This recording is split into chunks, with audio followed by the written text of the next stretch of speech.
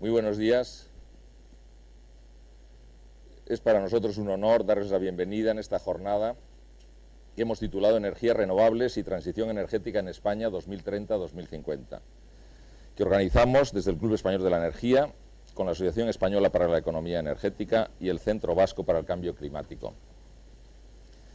Mi primera mención es para estos dos organismos, a quienes agradezco la participación en la organización de este evento.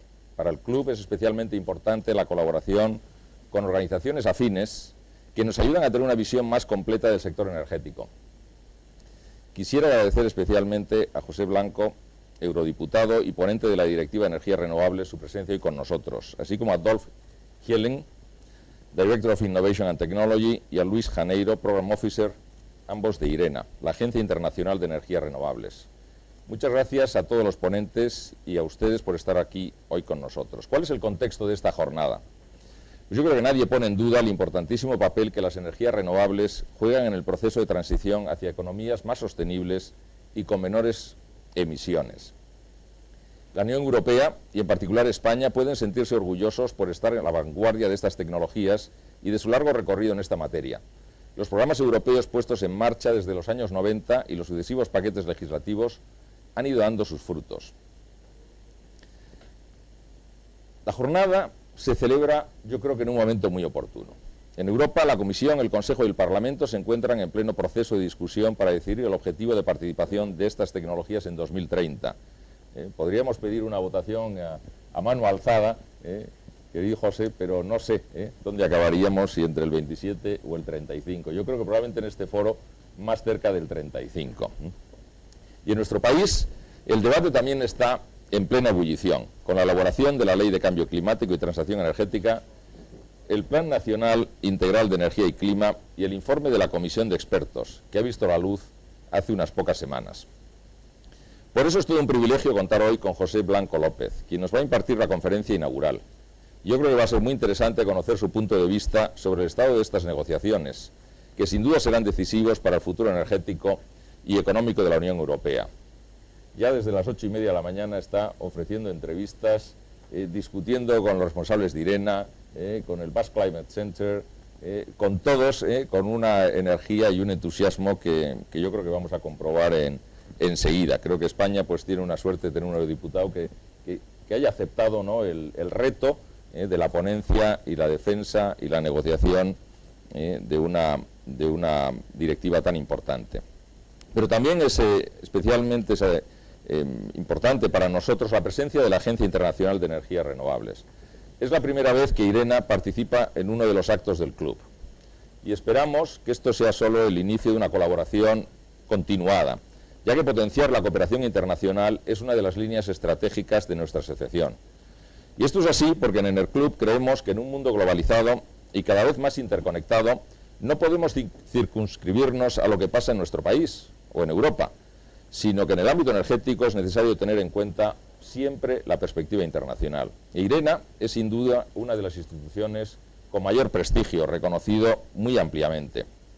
Y creo que nos puede ayudar a comprender el funcionamiento de la energía como un tema global y ver qué cambios están surgiendo más allá de nuestras fronteras y cómo afectarán a nuestra industria.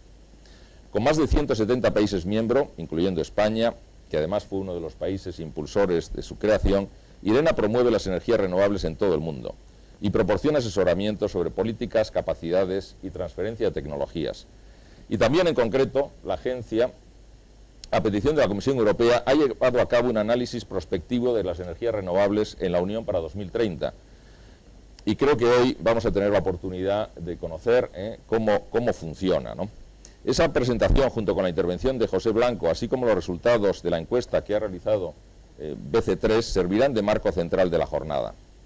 Y para finalizar, tendremos el privilegio de contar en la sesión de clausura con Valvanera Ulargui, directora general de la Oficina Española de Cambio Climático, que quizá, no le veo todavía por aquí, aunque quizás si esté, sea capaz de darnos alguna primicia en relación con la futura ley.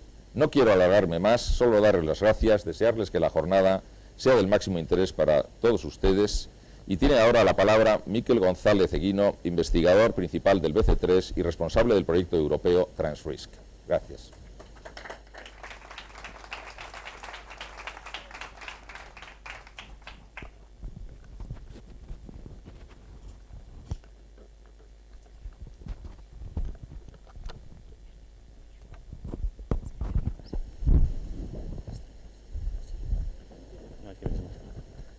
pues muchas gracias, Miguel, por tus palabras. Y me uno también en representación del BC3, del Centro Vasco para el Cambio Climático, y también en condición de miembro de la Asociación Española de Economistas de la Energía, y les doy la bienvenida a todos a esta jornada sobre el futuro de las renovables en España. Bueno, la casualidad quiso que tanto el club como nosotros, BC3, nos pusiéramos en contacto a la vez con Irena, con Luis Janeiro, que está hoy aquí, al ver el importante informe que habían presentado en febrero en Bruselas. Y bueno, fruto de aquella llamada, pues decidimos hacer una jornada conjunta, pues digamos, de la máxima potencia que pudiéramos, ¿no? Y bueno, la verdad es que es una satisfacción ver esta sala tan repleta como está hoy. Es un buen indicador de que, bueno, hemos conseguido atraer a ponentes de primer nivel. Bueno, pues me gustaría agradecer a todos los ponentes, algunos ya se han mencionado, también a todos aquellos que van a participar en una mesa redonda que vamos a tener después del café, bueno, pues ya todos ustedes. En el contexto de la jornada hay dos elementos principales que ya ha mencionado mi tocayo Miguel.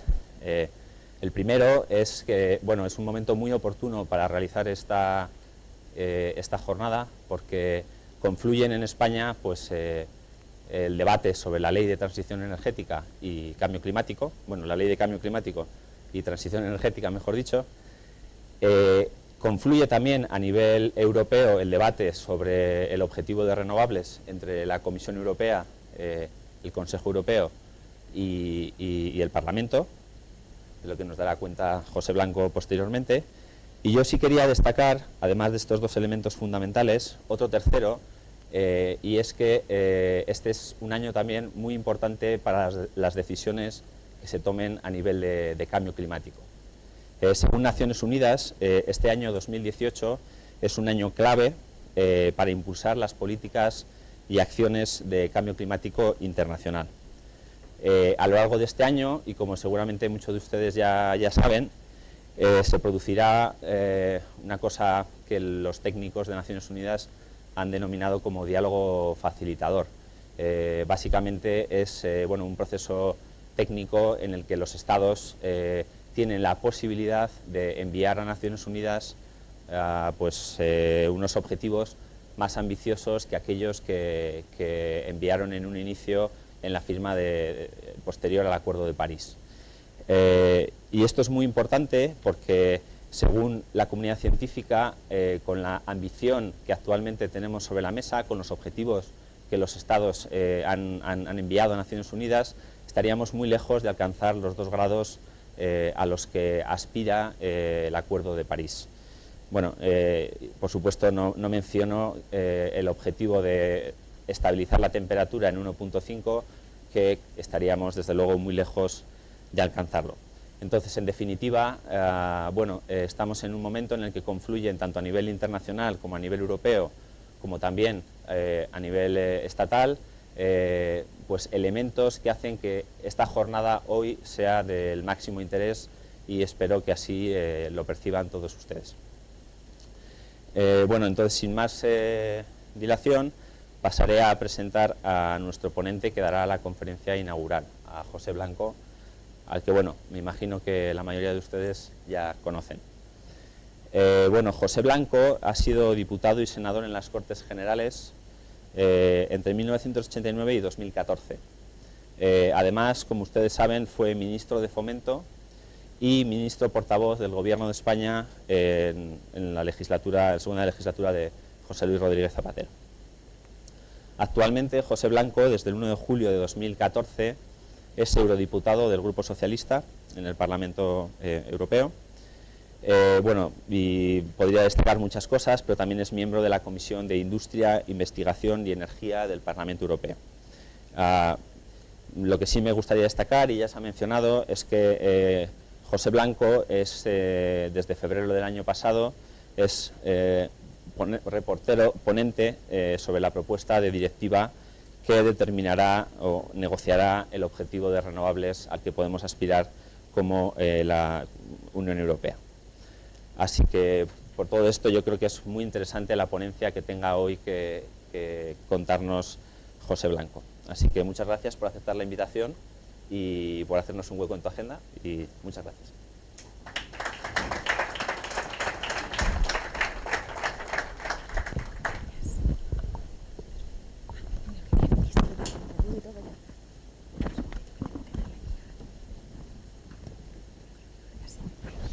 Muy bien, muchas gracias, buenos días a todos y a todas, y gracias por la invitación. Decía Miguel en su presentación que teníamos la suerte los españoles de tener un ponente en el Parlamento Europeo sobre de energías renovables. Yo quiero añadir que tenemos la suerte de tener también un comisario español que sea el impulsor de un paquete tan ambicioso como el que está trabajando, como el que estamos trabajando ahora mismo en el Parlamento Europeo. Y he de decir, yo sabéis que nunca he tenido pelos en la lengua, he sido portavoz de muchas cosas, pero también portavoz del Gobierno de España. Disculparme, porque la tecnología me... Bueno, pasamos luego la... pedimos aquí a los de 10 lo que...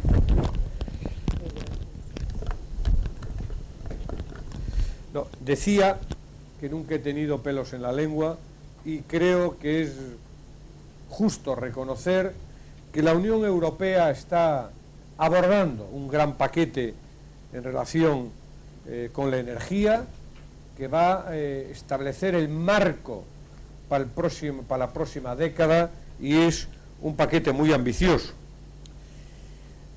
Transición energética. No hace tanto esta expresión sonaba algo deseable.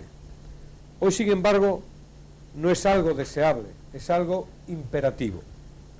Y lo es porque lo hacemos o nos jugamos nuestro modelo de desarrollo y también nuestro modelo de vida.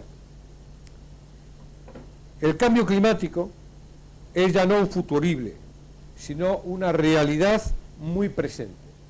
Una realidad en la que la influencia humana a través de la emisión de gases de efecto invernadero es incontestable.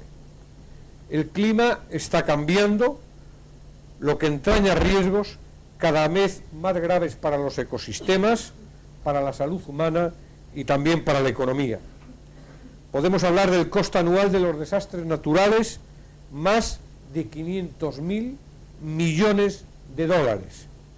Podemos hablar de refugiados, más de 65 millones de personas, la mayoría concentradas en zonas críticas de cambio climático. Podemos hablar del coste de la contaminación del aire y su peaje mortal, eso también lo podemos ver en el informe de IRENA, 400.000 muertes anuales en Europa. Sí, cada vez somos más conscientes de esta realidad. Pero con todo y con eso, tras 3 años de estancamiento, las emisiones mundiales de CO2 han vuelto a crecer en el año 2017. Esto es una apelación no al desaliento, sino a la acción. Hace más de 2 años en París el conjunto de naciones del mundo se comprometió a frenar el incremento de la temperatura de la Tierra. Un hito histórico, desde luego, porque lo que tiene de concienciación global y de apuesta en marcha de mecanismos de gobernanza global. Pero 2 años después, el camino por recorrer sigue siendo muy largo, no solo por la espantada de Estados Unidos, sino por la propia falta de ambición de las contribuciones realizadas por los países firmantes. Según los datos de la COP23, los compromisos nacionales solo alcanzarían en 1/3 de la reducción de emisiones requeridas en el año 2030. Urge, por tanto, pasar de las palabras a los hechos, muy especialmente aquellos que han ejercido y deben seguir ejerciendo un papel de liderazgo. Y esa es, a mi juicio, la tarea de la Unión Europea, una tarea en la que Europa siempre ha estado a la vanguardia. De hecho, fruto de su compromiso ambiental, la Unión Europea, de manera conjunta, está en condiciones de conseguir las metas fijadas para el año 2020. Informes recientes de la Comisión constatan que las emisiones de carbono se han reducido un 23% en relación al año 1990, mientras el PIB ha crecido un 53%, lo cual evidencia un desacople entre emisiones y crecimiento que demuestra que la apuesta por políticas respetuosas con el medio ambiente no solo no frena el crecimiento y la creación de empleo, sino al contrario, lo acelera. Sí, Europa siempre ha estado a la vanguardia y puede y debe seguir estándolo, pero exige ambición y compromiso ante la oportunidad que tiene entre manos con el paquete de energía limpia. Este paquete, en el que llevamos trabajando año y medio, tiene como objetivo actualizar el marco regulatorio energético de manera que nos permita avanzar en la necesaria transición hacia una economía descarbonizada. Constituye, por lo tanto, una inmejorable oportunidad para estimular las inversiones y la innovación asociada, aumentar la seguridad energética y generar actividad económica y empleo, mejorando la competitividad y reduciendo las emisiones. En él destacan singularmente la propuesta para un nuevo diseño del mercado de la electricidad y la revisión de las directivas sobre la eficiencia energética y energías renovables, directivas cruciales para lograr el cumplimiento de nuestros compromisos internacionales, al tiempo que facilitamos la integración de las energías renovables, aumentamos la eficiencia energética y creamos una oferta más amplia y un papel más activo para los consumidores. Al menos eso es lo que pretende el Parlamento Europeo, que el pasado mes de enero votó a favor de una manera clara, contundente, de aumentar la ambición en materia de eficiencia energética y promoción de energías renovables, así como de dotarse de instrumentos más exigentes en materia de gobernanza de la Unión Europea. Propuestas, además, que sintonizan con el devenir de los tiempos y el desarrollo tecnológico. Fíjense, si no, en lo que acaba de suceder en Portugal, nuestro país vecino, que durante el pasado mes de marzo marcó un nuevo hito al producir más electricidad renovable que la necesaria para cubrir su demanda de energía. Si algo evidencia el caso de Portugal es que en materia de renovables la realidad se está imponiendo a cualquier modelo teórico. Y esto es así, entre otras razones, porque los costes que están alcanzando las energías limpias empiezan a ser inferiores a los de las energías fósiles. Por tanto, no hay impedimentos técnicos. Lo que falta, en todo caso, es voluntad política de los Estados miembros para eliminar las barreras que impiden el máximo aprovechamiento del potencial de las energías verdes. Y esto es especialmente lamentable porque las palabras grandilocuentes y las declaraciones de los líderes europeos sobre la necesidad de frenar el calentamiento global no casan luego con sus actuaciones en las mesas de negociación, donde frenan una mayor ambición en materia de renovables y de eficiencia energética. De poco sirve comprometerse, como lo hizo el Consejo en el año 2016, y abro comillas, a aplicar rápida y plenamente el Acuerdo de París y a contribuir al cumplimiento de los objetivos de financiación en materia climática y seguir liderando la lucha contra el cambio climático cuando se imponen objetivos alejados de las metas fijadas. De poco sirve reiterar estos objetivos al calor de la cumbre climática convocada por Macron en Francia. Hubo oportunidad de decírselo la pasada semana en el Pleno del Parlamento Europeo, una cumbre celebrada el pasado mes de diciembre, y acto seguido rebajar aún más la ambición de las propuestas presentadas por la Comisión por parte del Consejo. París marca el camino y, como decía, el paquete de energía limpia es la oportunidad de transformar en realidad esos compromisos, pero el Consejo no puede seguir bloqueando la transición de Europa hacia un modelo de desarrollo ambientalmente sostenible, porque lo que está en juego es nuestro futuro, nuestro bienestar económico, social y ambiental. Frenar las ambiciones es condenarnos en todos los planos, en el plano ambiental, con el aumento de los fenómenos meteorológicos extremos, las inundaciones, las sequías, las tormentas, los incendios, y en el económico, impidiendo que Europa lidere el desarrollo de soluciones tecnológicas que no solo generan más empleo, 1 millón de nuevos empleos, según las estimaciones, a mi juicio, conservadoras por parte de la Comisión, sino que redundan en un abaratamiento de la factura energética, favoreciendo la competitividad de nuestras empresas, además de incrementar, como se decía, nuestra seguridad e independencia energética. Europa, por tanto, no puede quedarse en palabrería vacía, en grandes declaraciones retóricas, sin compromiso firme para frenar el cambio climático. Y ese es el trabajo que estamos intentando impulsar y desarrollar en las negociaciones, porque urge actuar de forma decidida. El Parlamento lo ha entendido y por eso, entre otras medidas, ha propuesto elevar la meta de renovables al 35% con una formulación clara basada en criterios objetivos para evitar insuficiencias en la fijación de las estrategias nacionales. Por eso hemos apostado en el Parlamento por simplificar los procedimientos administrativos y reforzar la seguridad jurídica impidiendo la retroactividad. Simplificación administrativa y seguridad jurídica que choca con las propuestas del Consejo, que no quieren ni una cosa ni quieren tampoco la otra. Por eso también hemos blindado el autoconsumo, un derecho o incrementando la ambición para la descarbonización en sectores claves como es el transporte, la refrigeración y la calefacción. Propuestas que se ven ratificadas por informes como el que vamos a conocer a continuación de la Agencia Internacional de la Energía, que ha calculado que la Unión Europea puede duplicar su cuota de energías renovables del 17% en 2015 al 34% en 2030 y hacerlo de una manera rentable. Lamentablemente parece que los Estados miembros se niegan a aceptar esta realidad, o eso al menos es lo que se desprende del inmovilismo hasta ahora que hemos visto durante las negociaciones que hemos mantenido por el momento.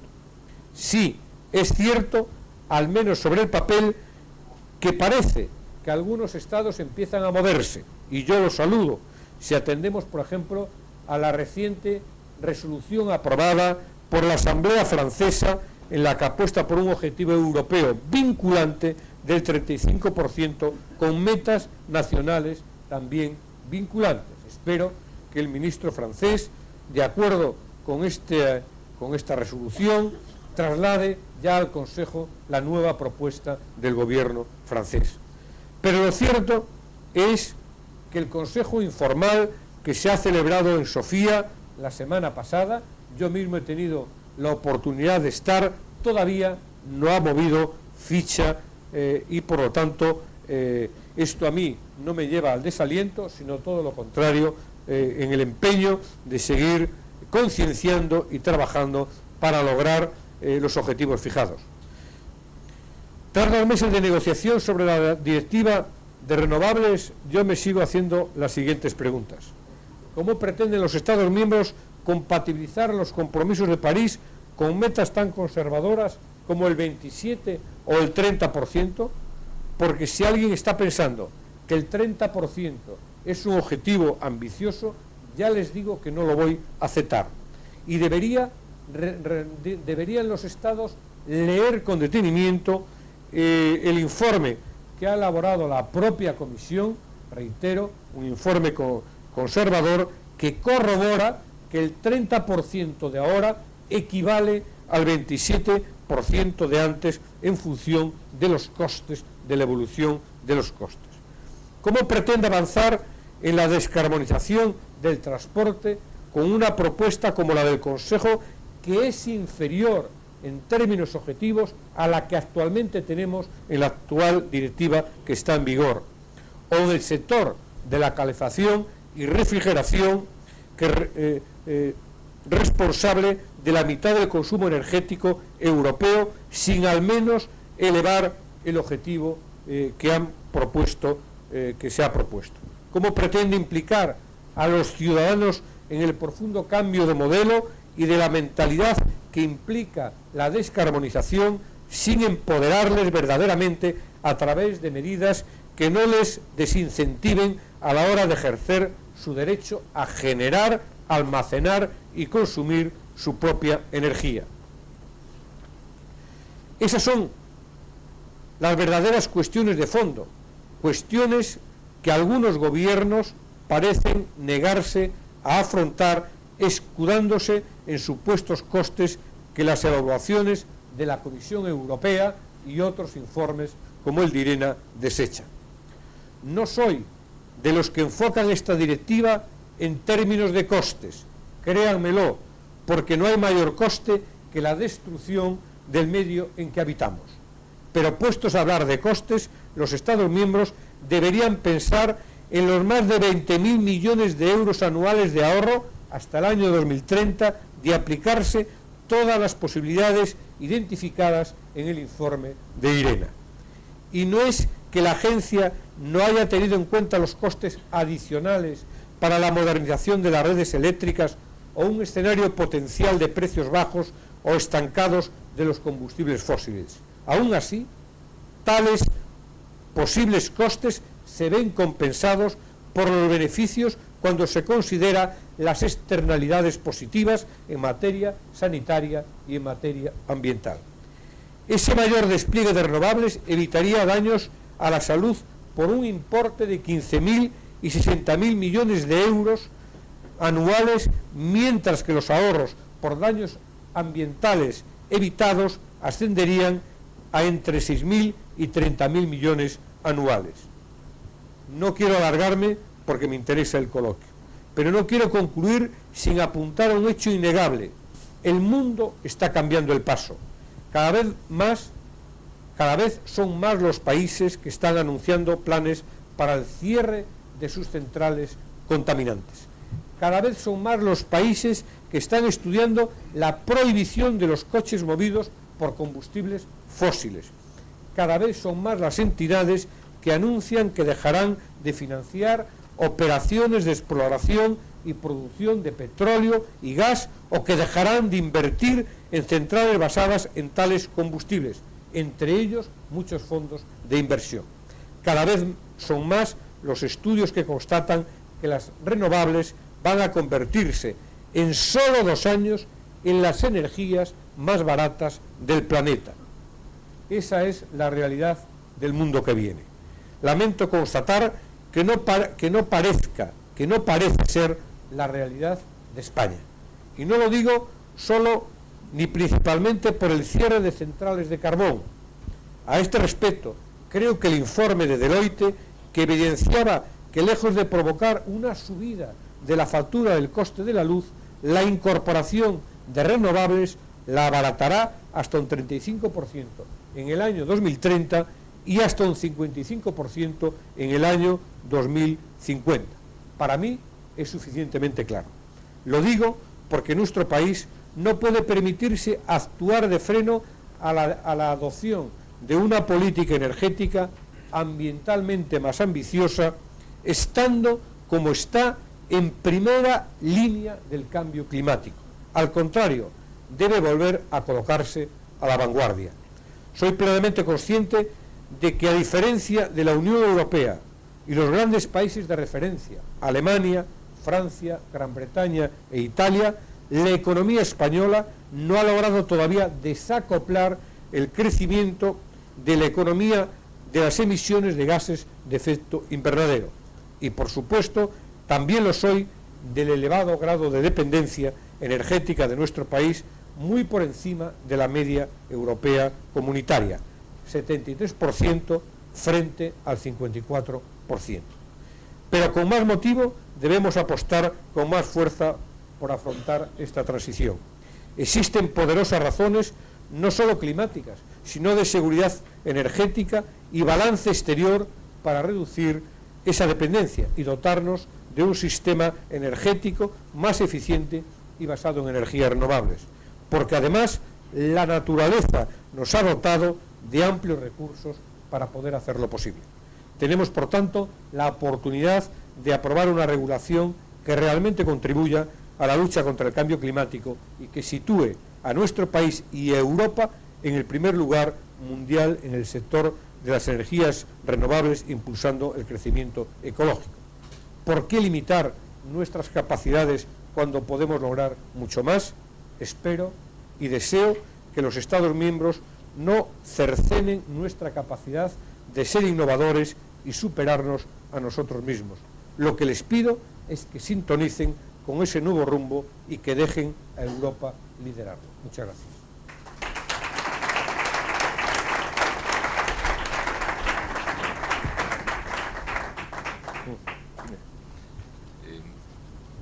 Muchísimas gracias. Yo creo que habías prometido que ibas a hablar con claridad y lo has hecho. No lo habíamos anunciado porque siempre las ponencias inaugurales pues muchas veces se dictan y uno se va, pero don José Blanco se va a quedar unos minutos con nosotros y aceptamos, él aceptará las preguntas de cualquiera de los participantes hoy. Yo mientras vais pensando, bueno, José María ya tiene la pregunta, o sea que no tengo que hacer ninguna de adelanto. Si le pueden dar el micrófono a la primera fila, por favor. Perdón, soy José María Moya de APA Renovables. Darte la enhorabuena, José, por tu claridad, tu sinceridad en tu exposición.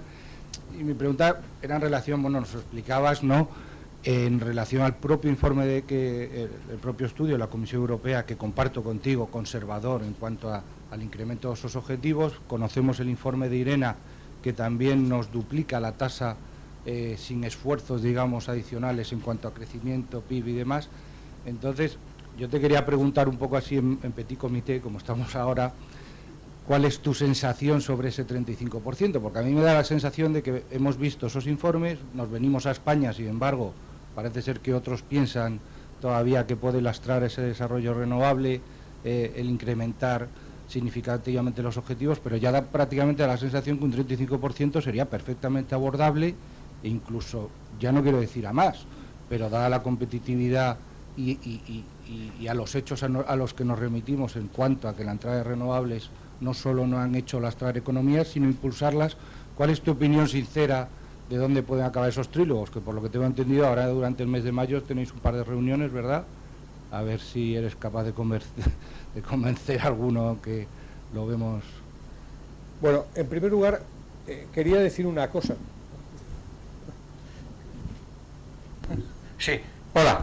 Sí, en primer lugar, quería hacer un comentario previo a tu respuesta, que es, yo soy escéptico en relación a la posibilidad de que haya una nueva ley de cambio climático, porque no hay el clima político necesario que debe de haber para consensuar y acordar una ley tan imprescindible y tan necesaria como la ley de cambio climático, porque yo lo he dicho el otro día en un foro, creo que tú también estabas en el mismo. Yo soy muy escéptico porque creo que esta legislatura es una legislatura perdida, lo digo sin señalar la responsabilidad de nadie, pero es lo que pienso y por lo tanto lo digo. Voy a desvelar una anécdota. Cuando estábamos en el proceso de negociación, ¿no?, en el Parlamento Europeo,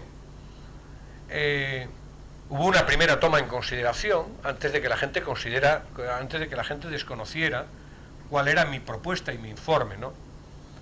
Y el portavoz de los Verdes en el Parlamento Europeo, Claude Turmes, que es la persona que fue reporter en la anterior directiva, una persona muy comprometida con las energías renovables, en su intervención dijo que estaría muy bien que el Parlamento fijara un objetivo en el 32 o el 35%. Esto está reflejado en los diarios de sesiones. Cuando tuvimos discrepancias en el momento de la negociación, porque yo siempre tengo una voluntad que es incluyente, y quería que los conservadores europeos estuvieran en el acuerdo que saliera del Parlamento. Hice un gran esfuerzo para que el Partido Popular Europeo y los conservadores del ECR estuvieran en el acuerdo, Eso chirriaba un poco a los verdes y se levantaron de la mesa de negociación. Y cuando en el tramo final llamé de nuevo al portavoz de los verdes y le dije que había alcanzado un acuerdo con el Partido Popular Europeo con un objetivo del 35%, que era el máximo objetivo que él había fijado en su intervención en la toma en consideración, no daba crédito, pero fue posible. Pues yo ya os digo, yo no voy a renunciar a los objetivos que estén basados en datos que avalen y que sean indiscutibles. Y yo entiendo la posición de la Comisión, que es muy difícil decir que presenta una propuesta del 27% basada en datos del año 2014 y que de repente pasa a una ambición mayor del 30% con sus propios datos. Yo los comprendo, no lo comparto.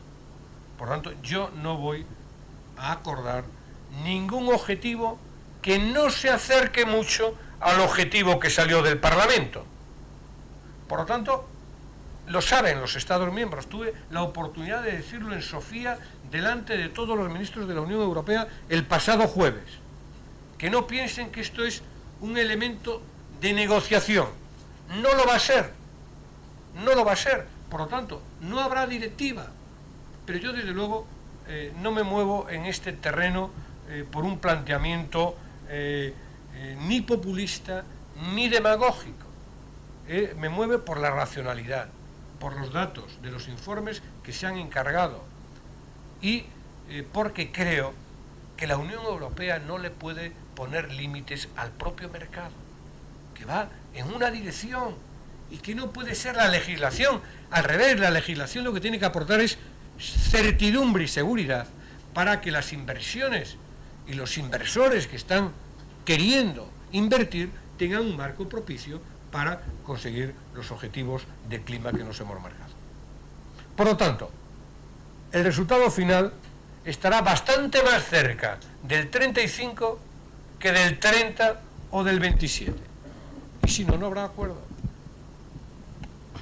Más cerca del 35. Tenemos una pregunta, si por favor se pueden identificar antes de hacer la pregunta. Muchas gracias. Claro, soy Luisa Pérez de Radio Nacional. Buenos días a todos.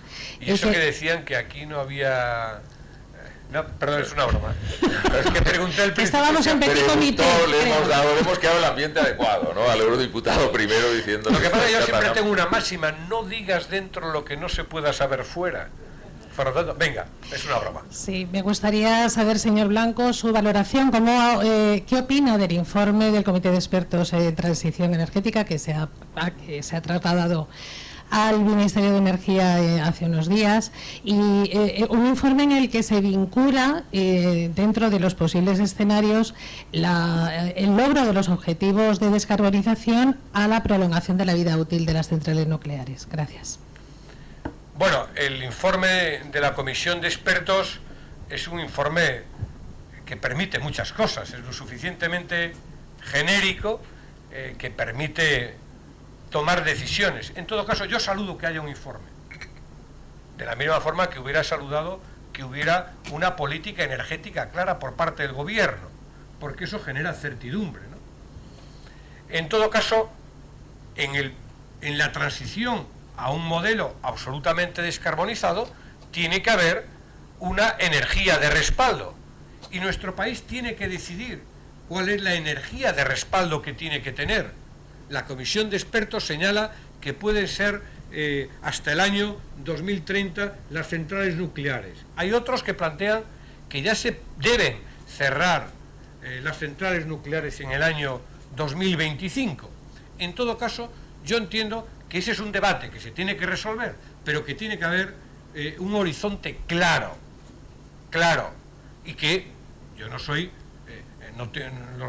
iluso para no entender que tiene que haber, insisto, una energía de respaldo, entre otras cosas, mientras no se resuelva convenientemente, que yo creo que se va a resolver pronto, el tema de del almacenaje. Por lo tanto, la primera consideración. La segunda, lo que no comprendo, insisto, es esa insistencia por parte del Gobierno de España a cerrar las centrales de carbón cuando hay iniciativas para poder cerrarlas. El mantener sí o sí la producción de carbón. No lo comprendo, ni lo comparto. Por lo tanto, me parece que es un planteamiento, a mi juicio, errático y equivocado. Tercer elemento. El informe de los expertos, que insisto, tiene cosas con las que estoy más de acuerdo o menos de acuerdo, tiene que permitir una cosa que es fundamental, es generar un consenso. Y yo aquí invito, empezando por el ministro, a bajar de sus posiciones dogmáticas y a saber, yo estoy de acuerdo con él en el tema de las interconexiones, me parece que no puede haber una unión de la energía sin las necesarias interconexiones, pero bajar de posiciones dogmáticas y liderar un proceso que nos lleve a un amplio consenso político y social para tener una ley de cambio climático y un horizonte, que es lo que demanda el sector, de certidumbre para afrontar los desafíos que tenemos como país. Es verdad que dentro del Consejo Europeo el Gobierno de España está alineado con los países que tienen menos ambición en materia de energías renovables. Y yo no lo comprendo, porque como decía, siendo un país, España, que tiene una dependencia energética mayor que la media de los Estados miembros, y siendo un país que tiene todos los recursos naturales para impulsar el crecimiento de las energías renovables, parece que vamos contracorriente. Muchas gracias. Bueno, tenemos a la comisión de expertos y está muy bien que desde el Parlamento Europeo pues se le dé la bienvenida, ¿no? Y se le escuche, y seguramente también en España y desde el Gobierno que lo ha impulsado. Tenemos a Alberto Amores, de Monitor Deloitte, que no sé si va a hacer una intervención como experto o va a hacer una pregunta al eurodiputado. Una pregunta, por supuesto. Primero de todo, agradecerles su intervención y la claridad, una vez más, de sus posiciones. Yo quería preguntarle, yo comparto también que el trílogo parece que va a afrontar dificultades. Parece que más de un gobierno, incluido el español, pues podría sentirse un poquito despegado de algunos de los objetivos que en su momento se fijaron en París y de algunas de las resoluciones del Parlamento Europeo, particularmente de la última. Del Parlamento Europeo, perdón, y del Parlamento Español, correcto, que adoptó también una posición de una mayor ambición, que por cierto el Gobierno de España no está defendiendo, pero hay una posición también del Parlamento Español, que pasó bastante desapercibida, pero existe. Perdona. Sí, por supuesto. Mi pregunta sería, si nos podía ayudar a identificar dónde están las principales barreras que este trílogo va a encontrarse en la negociación de los próximos meses, incluso si nos las puede rankear, si es un problema en los gobiernos de costes, es un problema de dudas sobre tecnologías, es un problema de dudas sobre la seguridad de suministro para el conjunto de la Unión Europea de esta transición energética, si es un problema industrial, por ejemplo, con el que a lo mejor nos podemos encontrar con la industria del automóvil, que se puede enfrentar a una transformación que pueda favorecer a fabricantes asiáticos. En fin, es un problema de países que se concentra más bien la barrera en algunos de los países del este. Ya está, ya lo estás convirtiendo en intervención. Efectivamente. Vamos a dejarlo pues, en pregunta. Bueno, en primer lugar hay vamos a ver el contexto. Esta directiva, a diferencia de la anterior, se está escribiendo en un contexto muy distinto al anterior, porque todavía no había habido la ampliación a los países del este cuando se aprobó en el año 2009 la anterior directiva. Digo esto porque hay que contextualizar las cosas. ¿Esto qué significa? Significa que en Europa, a pesar del discurso oficial, y esta directiva no es ajena, hay un discurso teórico y hay una práctica. Los Estados les cuesta renunciar a sus competencias para que haya criterios claros y obligatorios en el conjunto europeo. Da igual de lo que estemos hablando. Lo cual es una contradicción, porque no podemos estar hablando de la unión energética y, sin embargo, decir que cada Estado establezca los criterios que estime para conseguir los objetivos que en todo caso deben ser flexibles. Este es el contexto. Es un contexto un poco más complicado que lo era hace tiempo anterior. ¿Cuáles son las dificultades? Mira, la primera es más allá del objetivo general, porque hay algunos estados que dicen que tienen dificultades para llegar, etcétera. El miedo en algunos países al problema que puede haber con el carbón. Nosotros somos conscientes de que hay regiones y territorios que tuvieron una dependencia del carbón o tienen una dependencia muy importante. Por eso hemos creado en la Directiva de Mercado Eléctrico un fondo para la transición energética, para dar una salida.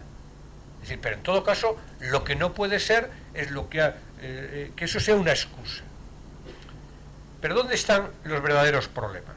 El verdadero problema está en fijar objetivos claros que haya que cumplir. Marquen ustedes orientaciones y luego ya veré yo cómo las cumplo. El segundo, establecer un criterio claro sobre la simplificación administrativa y los procedimientos administrativos. Ahí tenemos un gran caballo de batalla con el Consejo. Nosotros no entendemos que un pequeño proyecto tenga que tener los mismos trámites y las mismas exigencias que un gran proyecto. Bueno, por lo tanto, en el tema de la simplificación administrativa tenemos una gran distancia. Otra cuestión, con la seguridad jurídica. Nosotros queremos blindar a Europa como un lugar seguro para las inversiones y evitar lo que ha ocurrido, entre otros en España, con los criterios de retroactividad.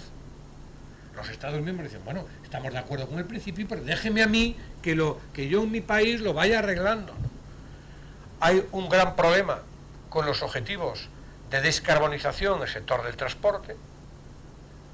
Ahí hay muchos intereses, con los biocombustibles de primera, de segunda generación, con la penetración de la electromovilidad. Hay grandes diferencias. Bueno, nosotros tenemos que compatibilizar. Yo siempre digo, hay muchos intereses en juego. Yo me he reunido con casi 300 entidades de todo pelaje, de grandes industrias a pequeñas industrias. He escuchado a todo el mundo. Cuando hay que compatibilizar. Y lo que hemos propuesto son planteamientos bastante razonables, por ejemplo en materia de biocarburantes. Nosotros no queremos cargarnos los biodiéseles de primera generación porque han crecido al amparo de la actual directiva y no puede ser que la nueva directiva se lo cargue de un día para otro. Bueno, pero eso es una cosa, y otra cosa es no decir que no tiene que haber e impulsar los biocombustibles de segunda generación, que no tiene que haber un nicho importante para desarrollar la electromovilidad y por lo tanto el coche eléctrico, porque el objetivo es conseguir un objetivo ambicioso de descarbonización del transporte, ¿no? Por lo tanto, estoy identificando los temas donde hay un mayor grado de alejamiento, ¿no? Bueno, yo espero que seamos capaces de ir resolviéndolos, ¿no? De ir resolviéndolos. Pero, insisto, se parte de un principio que es, oye, márqueme usted principios generales que a mí no me obliguen, pero que sirvan de orientación. Y ya sabemos que eso no funciona. ¿Por qué? ¿Por qué se han abaratado los costes de las energías renovables durante este periodo? ¿Por qué ha evolucionado el sector tanto durante este periodo? Porque había unos objetivos nacionales obligatorios para los Estados miembros que hizo que el sector se haya desarrollado y con ello se haya innovado y con ello se haya abaratado los costes.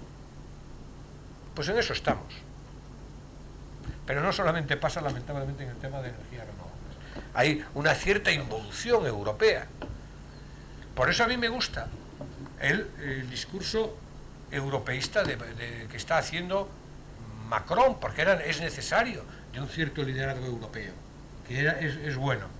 Pero como digo yo, el cambio climático no vive de palabras, vive de hechos. Y por lo tanto hay que pasar de las palabras a los hechos. Muchísimas gracias, eurodiputado. Muchas gracias por señalar también a la industria. Aquí hay muchos representantes de la industria. Nos gustan los objetivos. Los objetivos es lo que hace que todos caminemos en la dirección adecuada. Lo importante es que se fijen bien, que se alcance un buen acuerdo y que dé claridad para todos. Y gracias por el esfuerzo que estás haciendo desde el Parlamento y especialmente en esos trílogos. Continuamos ahora y una vez más gracias.